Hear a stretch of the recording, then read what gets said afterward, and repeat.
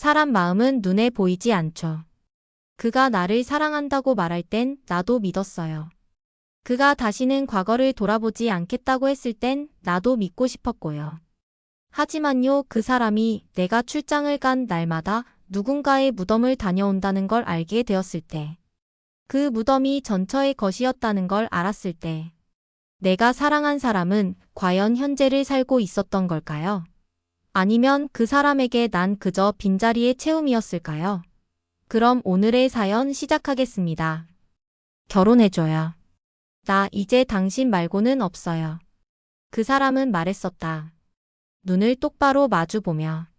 사별이라는 단어는 당신 앞에서 무겁게 내려앉았지만 그때 난 그 무게마저도 안고 갈 수 있을 거라 생각했어. 좋아요. 함께 살아요, 우리. 나는 그렇게 대답했고 그 사람과의 인연은 조용히 그러나 분명하게 시작됐었다. 전첩은 오래되셨다고 했죠. 5년쯤 됐어요. 그땐 세상이 무너지는 줄 알았어요. 지금은요? 이젠 당신이 있어서 살아가고 있어요. 그 대화 결혼 전날 밤이었다. 그리고 난 지금은 내가 그의 삶의 가장 깊은 존재다 그렇게 믿고 싶었고 믿었다. 결혼 첫 해. 남편은 나에게 너무 잘해줬다. 기념일도 꼭 챙기고 아침마다 커피도 내려주고 이불의 방향까지 나에게 맞춰주는 사람. 나는 친구들에게 정말 과분할 정도야. 이렇게 잘해주는 사람이 있긴 하구나 말하고 다녔다. 그런데 어느 날부터 작은 무언가들이 내 마음을 거슬리기 시작했다. 예를 들면 남편의 서랍 속에 놓여있던 그녀의 손편지들. 한두 장이 아니었다. 몇 해 전 꺼진 펜으로 쓴 잔잔한 글씨. 그냥 버려진 건 줄 알았어. 근데 간직하고 있었구나. 그 순간 뭔가가 조용히 나를 찔렀다. 여보, 이건? 아, 그건 미안. 버리려고 하다가 정리 못했어. 정리 안 된 게 좀 많네. 그는 아무 말도 하지 않았다. 그리고 그 다음 주말. 나는 급한 출장이 생겨 토요일 아침 일찍 집을 나섰다. 그런데 출장을 하루 앞당겨 끝낸 뒤 예정보다 이른 시간에 집에 도착했을 때 남편이 집에 없었다. 카페, 헬스장, 산책, 아무 데도 없었다. 그리고 화장실 선반 위에 놓인 작은 꽃다발 하나. 빨갛고 파란 리본이 감긴 묘하게 생소한 조화. 이게 어디서 났지? 그날 저녁. 남편은 평소보다 늦게 들어왔다. 어디 다녀왔어? 그냥 드라이브. 혼자. 응. 혼자. 나는 그날 아무 말도 하지 않았다. 하지만 다음 날 빨래통에서 발견된 옷가지에서 흙먼지가 묻은 무릎 부분을 보았을 때 나는 직감했다. 어딘가 다녀온 거야. 그것도 내가 몰랐던 아주 오래된 장소. 그날 이후로 머릿속에 계속 떠올랐다. 빨갛고 파란 리본. 흙먼지가 묻은 바지. 드라이브라고 말했던 남편의 거짓말 같은 말투. 나는 그 조화를 조용히 꺼내 다시 보았다. 뭔가 이상했다. 꽃은 분명 새 것이었는데 리본은 어딘가 촉촉하게 젖어 있었고 묘하게도 축축한 땅 위에 눕혀졌던 자국이 남아 있었다. 나는 리본을 조심스럽게 풀었다. 그리고 안쪽에서 작은 명찰 같은 조각 하나를 발견했다. 명진공원 묘지 23열 B-4 숨이 멎는 줄 알았다. 이건 무덤에 꽂힌 조화에서 붙어있는 그 위치표였다. 명진공원 묘지? 내가 그 이름을 마지막으로 들은 건 오래전 남편이 처음 전처 이야기를 꺼냈던 그날 밤이었다. 그녀는 지금 멀리 있어요. 명진공원 묘지 쪽으로 갔어요. 그때까진 그 말이 그냥 정보일 뿐이었다. 하지만 지금은 달랐다. 나는 그 명찰을 손에 쥐고 하루를 버텼다. 그리고 다음 날 아무 말 없이 그 묘지로 향했다. 명진공원 묘지는 생각보다 외딴 곳에 있었다. 차에서 내려 숫자들을 따라 23열로 향했다. B-4, B-4 그리고 그 앞에 멈춰섰다. 이서연 사랑했고 사랑합니다. 비석 아래엔 누군가 놓고 간 갓 말라가는 국화가 있었다. 그리고 그 옆엔 똑같은 조화. 내가 집에서 본 그 리본, 그 꽃. 나는 비석 앞에 앉았다. 비석은 고요했지만 내 안의 감정은 거칠게 요동쳤다. 당신이군요. 그 사람 마음속 내가 아닌 처음의 이름. 나는 말도 안 되게 그녀에게 말을 건넸다. 나는 그 사람과 재혼한 사람이에요. 그리고 그 사람은 아직도 여길 오더군요. 그 순간 휴대폰이 울렸다. 여보, 지금 어디야? 나는 화면을 한참 바라보다 답장을 하지 않았다. 대신 조용히 묻혀있던 꽃 중 하나를 꺼내 가방에 넣었다. 내가 돌아서며 생각했다. 당신, 이건 그냥 습관이야? 아니면 지금도 사랑하고 있는 거야? 그날 이후 나는 남편에게 아무것도 묻지 않았다. 대신 관찰하기로 했다. 그는 여전히 친절했다. 여전히 매일 커피를 내려주고 날 사랑한다고 말했다. 그런데 그 말이 점점 공허하게 들리기 시작했다. 왜냐면 그의 말보다 그가 감춘 그날의 행동이 더 깊이 남아 있었으니까. 그날 이후 나는 그 사람을 다르게 보기 시작했다. 전에는 몰랐던 습관들, 그가 외출할 때마다 조심스럽게 왼쪽 손목시계를 들여다보는 모습, 혼자 앉아 커피를 마시며 창밖을 멍하니 바라보는 그 눈빛까지. 예전엔 그저 감성적인 사람인가 보다 하고 넘어갔는데 이제는 하나하나가 모두 그녀를 그리워하는 행동처럼 보이기 시작했다. 그리고 어느 날 남편이 외출한 사이 나는 청소기를 밀다가 서재 책장 밑 틈에 낀 작은 박스 하나를 발견했다. 이건 뭐지? 조심스레 꺼내어 열었고 그 안에는 사진과 편지, 그리고 낡은 공책 하나가 들어 있었다. 사진 속 두 사람은 웃고 있었다. 남편과 그녀. 이서연. 내가 결혼식 앨범에서 봤던 그 모습보다 훨씬 자연스럽고 훨씬 행복해 보였다. 그리고 편지. 봉투엔 서연에게 2014년 겨울 내가 먼저 갔을 때를 대비해 라고 적혀 있었다. 나는 손끝이 떨리는 걸 참으며 편지를 펼쳤다.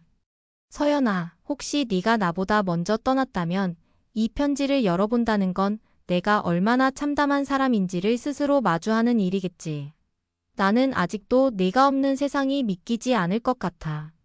그렇게 말하고도 결국 너를 지켜주지 못한 남편이라는 사실이 죽을 때까지 날 따라다닐 거야. 내가 누굴 다시 만나게 된다면 그건 네가 허락해준 덕분이야. 하지만 있는 건 아니야. 절대. 나는 편지를 내려놓고 숨을 삼켰다. 잊지 않는다는 말. 그건 아직도 사랑하고 있다는 뜻일까? 그리고 그 아래 놓인 작은 공책. 일기장이었다. 2019 3. 12 윤정이 웃는다. 예쁘다. 아무 일도 없는 듯 내 옆에 있어준다. 미안하다. 서연아. 나는 지금 누군가를 사랑하려 한다. 그 순간 내 뒷목이 서늘해졌다. 그가 나를 선택한 건 사랑이라기보다 그녀를 잊기 위한 어쩌면 도피였을지도 모르겠다는 생각. 그날 밤 남편은 아무렇지 않게 돌아왔다. 여보, 뭐 했어? 그냥 집에 있었지. 심심했겠다. 응, 조금. 다음 주엔 어디 드라이브나 갈까? 봄 공기가 좋아서 그런가 문득 어딘가 가고 싶네. 나는 그 말이 어딘가가 아니라 누군가로 들렸다. 어딘데? 응? 당신, 나 없는 날마다 가는 데 있잖아. 남편의 얼굴이 조금 굳었다. 무슨 소리야? 조화 봤어. 그 조화에 붙은 리본. 묘지 위치까지 있던데? 그걸 어떻게 당신이 모르게 찾아갔어? 그 무덤 나도 봤어. 그는 숨도 쉬지 못한 얼굴로 입을 다물었다. 미안해. 그 말 한마디로 모든 게 정리될 수 있다고 생각했을까? 왜 숨겼어? 그냥 네가 상처받을까봐. 나는 그날 그의 옆자리에 앉아 있었지만 세상 그 누구보다 멀어진 기분이었다. 그 사람의 과거는 그냥 과거가 아니라 지금도 현재로 이어진 관계였다. 나는 그 관계의 그림자 속에서 제대로 빛을 받은 적이 있었던 걸까? 왜 말을 안 했어? 왜 계속 나 몰래 갔어? 그날 밤. 나는 그 사람과 식탁을 사이에 두고 앉아 차가운 목소리로 물었다. 그는 입술을 달싹이며 말끝을 맴돌았다. 어떻게 말해야 할지 몰랐어. 그래? 그럼 아예 말 안 하면 안 생긴 일이야? 아니, 그런 게 아니야. 그냥 네가 나 때문에 아플까봐. 그래서 거짓말을 한 거야. 드라이브 갔다고? 그게 보호야. 아니면 회피야. 내 목소리는 떨렸고 눈가엔 눈물이 맺혔지만 끝까지 울고 싶지 않았다. 그는 고개를 숙였다. 미안해. 그 말 난 이미 너무 많이 들었다. 나 당신한테 그 여자를 지워달라고 한 적 없어. 잊으라고 한 적도 없고. 근데 최소한 나와 사는 동안 과거를 숨기면서까지 지켜야 할 대상이 또 있다는 걸 속이고 있으면 안 되지. 그 사람 무덤에 간 건 괜찮아. 근데 왜 몰래 갔냐고. 그는 오래 침묵하더니 작게 중얼거렸다. 내가 끝낸 줄 알았거든. 뭘? 그 사람과의 이별. 장례식, 비석, 사진, 편지 다 끝낸 줄 알았는데 어느 날부터 꿈에 나왔어. 꿈? 매번 같은 말만 하더라고. 왜 나를 안 불러줘? 왜 아무 말도 안 해? 나는 숨을 멈췄다. 서연이가 마지막에 병실에서 제대로 말을 못했어. 호흡기 때문에. 근데 나 그 순간에도 잘가 한마디를 못했어. 그래서인지 죽고 나서도 그 애가 계속 거기 서 있는 것 같았어. 그래서 계속 찾아간 거야. 응. 처음엔 사과하려고. 나중엔 그냥 내가 살아있다는 걸 말해주려고. 그제서야 나는 조금 이해할 수 있었다. 그 사람은 잊은 게 아니라 놓지 못한 채 살아온 것이었다. 그 기억에서 벗어나는 걸 배신이라 여겨서 나와의 삶에서도 어딘가 자신을 절반쯤 가둬둔 채 살고 있었던 거다. 근데 그럼 난 뭐야? 윤정아. 나는 당신한테 누구야? 지금 여기에 있는 나는 그 사람을 지우기 위한 덮개야? 아니면 그냥 잠깐 기댈 의자? 그는 나를 바라보다 입술을 질끈 깨물었다. 그리고 조용히 말했다. 윤정아, 나한텐 네가 살아있는 사람이야. 그 말은 짧았지만 묵직했다. 살아있는 사람. 그 말 안에는 그가 나와 함께하는 현재와 여전히 잊지 못한 과거 사이에서 갈피를 잡으려 애쓰는 감정이 묻어 있었다. 그럼 지금 당신이 해야 할 건 추모가 아니라 정리야. 정리? 과거랑 제대로 이별하는 거. 그 사람과의 대화가 끝났다면 이제는 그 무덤 앞이 아니라 우리 집안에서 대화해야 해. 나랑. 그날 밤 그는 고개를 끄덕였다. 그래. 이제는 그럴 때가 된 것 같아. 그리고 조용히 손을 내밀었다. 나는 망설이다 그 손을 잡았다. 다정함은 아직 남아 있었다. 그 손끝엔 온기가 있었다. 같이 가줄래? 남편은 조심스럽게 말했다. 이번이 마지막 일 거야. 나는 잠시 눈을 감았다가 고개를 끄덕였다. 그래. 같이 가자. 그 순간 무언가 조용히 꺼지는 소리가 났다. 그건 우리 사이에 흐르던 긴 침묵의 공기였을지도 몰랐다. 그날 우리는 함께 명진공원 묘지로 향했다. 차 안엔 거짓말도 둘러대는 말도 없었다. 그저 조용히 흘러가는 풍경처럼 두 사람의 시간이 흘렀다. 23열 B-4. 그 자리에 도착하자 남편은 말없이 꽃을 꺼냈다. 그리고 무릎을 꿇고 천천히 입을 열었다. 서연아. 그가 그녀의 이름을 부른 건 내 앞에서 처음이었다. 잘 지내? 아니, 이제는 나 혼자 살아가야 할 것 같아. 나는 그 뒷모습을 조용히 바라봤다. 그가 무얼 말하든 이제는 들을 준비가 되어 있었다. 이제 너를 안 찾아올게. 매번 너한테 미안하다고 하면서도 내 삶을 살겠다고 하면서도 너를 붙잡고 있었다. 근데 이젠 정말로 보내줄게. 그는 조용히 비석 위에 편지 한 장을 놓았다. 이 편지는 내가 마지막으로 쓴 거야. 넌 이제 편히 쉬고 나는 내 옆에 있는 사람에게 진짜 살아있는 사람처럼 대할게. 그는 천천히 일어나 비석의 고개를 숙였다. 그리고 내게 다가와 처음으로 똑바로 나를 바라봤다. 윤정아. 고마워. 여기까지 같이 와줘서. 이제부터는 나 당신 손 놓지 않을게. 나는 그 말에 조용히 고개를 끄덕였다. 나도 이제야 당신 눈을 마주보겠다는 생각이 들어. 그 말은 서로를 이해했다는 증거였다. 우리는 함께 묘지를 나섰다. 뒤를 돌아보지 않았다. 돌아본다고 그 사람이 따라오는 것도 아니고 지금의 우리가 거기 남아있는 것도 아니니까. 차로 돌아가는 길. 남편은 내 손을 조심스레 잡았다. 그 손은 여전히 따뜻했고 이번엔 확실히 지금 이 순간만을 잡고 있었다. 나는 웃지 않았다. 그저 고개를 숙이고 조용히 그 온기를 느꼈다. 이제야 우리의 진짜 시작이다. 며칠이 지났다. 그날 묘지를 다녀온 후로 우린 뭔가 달라져 있었다.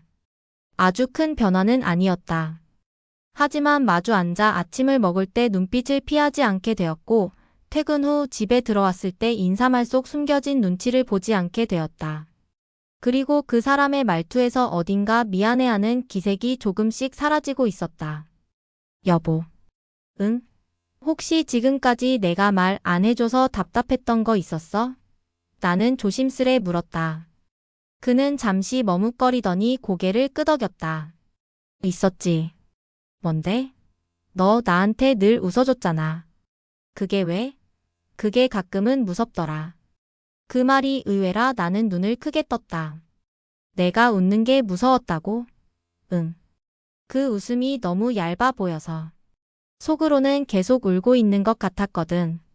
그 말에 나는 조용히 시선을 돌렸다. 맞는 말이었다. 그 사람을 사랑하지만 그의 마음 어딘가에 내가 아닌 누군가가 있다는 불안. 그 감정에 눌려 내 웃음은 항상 애써 만든 웃음이었다. 이제는 안 그러려고. 정말? 응. 이제는 웃고 싶을 때 웃고 화날 땐 말할 거야. 나는 그에게 그렇게 말했다. 그는 조용히 고개를 끄덕였다. 그럼 나도 그렇게 할게. 그날 밤. 우린 함께 소파에 앉아 영화를 봤다. 별 대사도 없는 멜로 영화였지만 중간에 남편이 갑자기 내 손을 꼭 잡았다. 윤정아. 응? 고마워. 내가 아직도 사랑받을 수 있다고 느끼게 해줘서. 나는 대답하지 않았다. 그저 고개를 그의 어깨에 기대었다. 눈물이 나진 않았지만 가슴이 뭉클했다. 우린 이제야 함께 살아가는 중이었다. 이전엔 그의 과거와 내가 같이 이 집에 살고 있었지만 이제는 과거는 떠나고 현재만 남아 있었다. 다음 날, 남편은 내게 말했다. 이번 주말엔 어디 좀 다녀올까? 좋지. 어디? 바다 볼래? 나는 웃었다. 그래. 우리 바다 보러 가자. 둘만 있는 곳으로. 햇살이 좋았다. 그리고 내 마음도 좋았다. 비로소 그 사람이 아니라 나와 살아가는 당신을 사랑할 수 있게 됐기 때문이다. 우리는 오래간만에 바다를 마주했다. 바다는 늘 그렇듯 조용히 출렁이고 있었고 나는 그 물결을 보며 이 사람과 여기까지 올 수 있었던 게 참 묘하다는 생각이 들었다. 그는 피크닉 매트를 펴고 주섬주섬 샌드위치를 꺼냈다. 이거 직접 만든 거야? 응. 어젯밤에. 나는 놀라며 웃었다. 그 사람 요리라고는 라면 끓이는 거 하나뿐이던 사람이었다. 이제 좀 진짜로 같이 살고 싶은가 봐. 그 말에 내 가슴이 묘하게 먹먹해졌다. 있잖아. 응? 그가 갑자기 나를 보며 말했다. 나 예전에 이 바다에도 그 사람이랑 온 적 있어. 나는 숨을 멈췄다. 그가 이제 과거 이야기를 나와 함께 나눌 만큼 편해졌다는 뜻일까? 그래서 망설였어. 여길 다시 와도 될까? 그 사람 생각이 떠오르진 않을까? 그럼 지금은? 그는 조용히 바다 쪽을 향해 고개를 돌렸다. 지금은 딱 너만 보여. 그 말은 생각보다 울컥했다. 나는 웃으려다 눈시울이 붉어졌다. 그 사람도 좋았어. 좋은 사람이었고 나한텐 너무 소중했지. 근데 지금 와서 생각하면 나는 너처럼 싸워주고 질투해주는 사람이 필요했나 봐. 나는 그를 바라봤다. 너는 나를 살아있는 사람으로 만들었거든. 한동안 침묵이 흘렀다. 그리고 이번엔 내가 입을 열었다. 나도 말할게. 응. 사실 나 늘 비교당하며 살아왔어. 처음부터 마지막까지. 누구랑? 엄마, 언니, 그리고 전 남편의 이상적인 여자상까지. 그의 눈이 깊어졌다. 그래서 나 항상 누군가의 이순이 같은 기분으로 살아왔어. 그런데 나는 고개를 돌려 그를 바라봤다. 당신 옆에 있을 때도 처음엔 그랬어. 그 말에 그의 손이 내 손등을 천천히 감쌌다. 이젠 아니야. 내 삶에서 네가 첫 번째야. 나는 울지 않으려고 입술을 꾹 깨물었다. 그리고 조용히 속삭였다. 이젠 나도 내 자신을 첫 번째로 두고 싶어.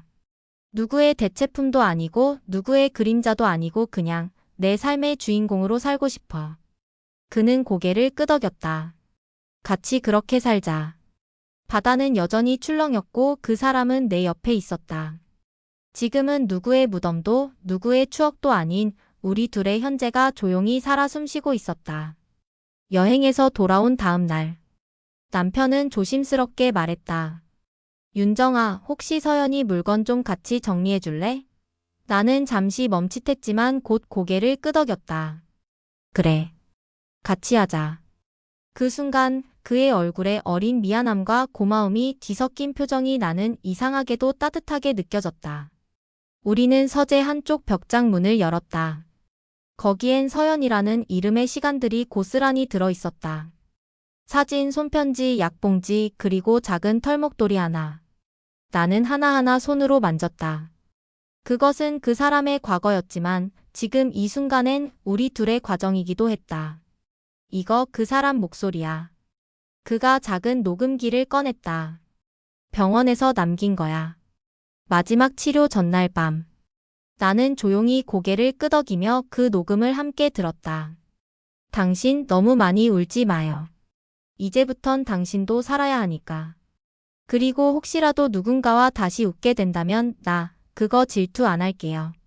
그 사람 꼭 진심으로 사랑해줘요. 녹음이 끝났을 때 나는 그 사람의 눈가에서 고요히 맺힌 눈물을 보았다. 그는 한참 동안 아무 말도 하지 못했다. 서연이는 정말 따뜻한 사람이었구나. 응. 그래서 내가 올해 그 따뜻함에서 못 빠져나온 것 같아. 나는 그의 손을 가만히 잡았다. 이젠 내 손이 따뜻해질게. 그날 우리는 물건을 하나하나 정리했고 편지는 작은 상자에 담아 조심스레 서랍 깊숙이 넣었다. 버리지 않을 거야. 다만 더 이상 매일 꺼내보지 않을 거야. 그의 말에 나는 웃으며 대답했다. 그걸로 충분해. 정리를 마친 서재에서 나오는 길. 그가 내 어깨에 손을 얹었다. 이상하지? 뭐가? 너한텐 이런 순간조차 처음일 텐데 난 여길 두 번째로 살고 있는 기분이니까. 나는 웃으며 고개를 저었다. 아니. 그렇게 말해줘서 다행이야. 왜? 적어도 지금 이 순간은 나한테 처음이자 마지막이니까. 당신과 사는 건 처음이라서 더 소중하고 마지막이라서 더 깊거든. 그는 작게 나를 끌어안았다. 아주 오랜 시간 안아준 듯한 포옹이었다. 그 안에서 우리는 그 사람을 보내고 우리 둘을 맞이했다. 이 집에선 처음으로 과거가 아닌 지금이 온전히 존재한 밤이었다. 일주일 뒤였다. 우리 누나네 가족 다음 주에 잠깐 들른다더라. 누나? 응. 서연이 언니. 나는 순간 손에 들고 있던 컵을 조심스레 내려놨다. 그 이름. 예전 같았으면 속이 철렁 내려앉았겠지만 이젠 그렇게까지 흔들리지 않았다. 그래. 만나자. 혹시 불편하지 않아? 아니. 이제는 괜찮아. 그건 정말이었다. 이제는 그 사람을 지운 게 아니라 그 사람의 자리를 내가 침범한 게 아니라 지금의 우리를 당당히 말할 수 있는 준비가 되어 있었다. 일요일 오후. 문 앞에 선 두 명의 중년 여성. 그중 한 사람. 곧장 내 눈을 바라봤다. 윤정 씨죠? 네, 맞아요. 나는 한 박자 늦게 웃었다. 상대의 시선엔 낯섦도 있었고 조심스러움도 있었다. 그러나 비난은 없었다. 거실에 마주 앉아 차를 마시며 이야기를 나눴다. 그의 누나는 조용한 사람이었다.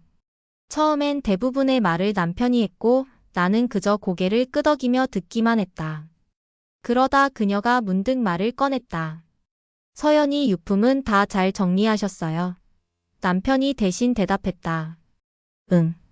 윤정이랑 같이 했어. 잘 마무리했어. 그 순간 그녀가 천천히 나를 바라봤다. 그리고 말없이 고개를 끄덕였다. 서연이가 당신 같은 사람 만나길 바랐을 거예요. 그 한마디에 나는 입술을 꾹 깨물었다. 그녀의 목소리는 무겁지 않았고 억지로 삼킨 감정 없이 담백했다. 그 말은 누구보다도 내 마음을 안아주는 말이었다. 나는 정말 오래 참아왔다는 걸 그 한순간에 실감했다.